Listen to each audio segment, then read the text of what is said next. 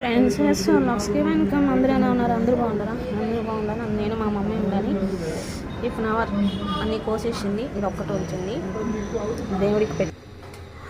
ఇప్పుడు మనం వంకాయ కర్రీ ఇలా చేసుకోండి. రోజు ఒకేలా తింటే బోర్ కొట్టేస్తుంది.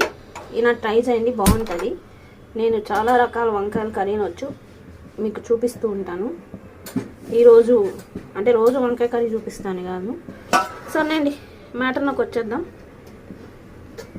వంకాయను, ఆనియను, కరివేపాకు, టమాటా, కారం, ఉప్పు,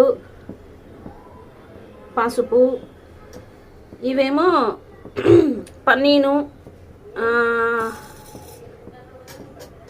గసాలు, కొబ్బరి, గసాను, ధనియాలు, నువ్వులు, జీలకర్ర వేసి ఇవి ఆయిల్ లేకుండా వేయించుకొని ఇలా మిక్సీ పట్టుకోవాలి. ఒక 2 మెంతి గింజలు కూడా వేసి మిక్సీ పట్టుకోవాలి.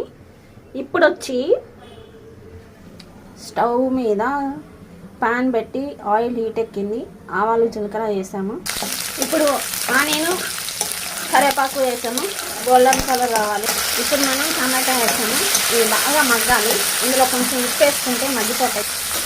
ఉప్పు టేస్ట్కి సరిపడా ఉప్పు వేసేసాము. ఇప్పుడు పసుపు వేసాము. ఇప్పుడు ఇది బాగా కలిపెట్టుకొని మూత పెడతాం. ఇప్పుడు కారం వేసాము. ఇది బాగా కలుపుకొని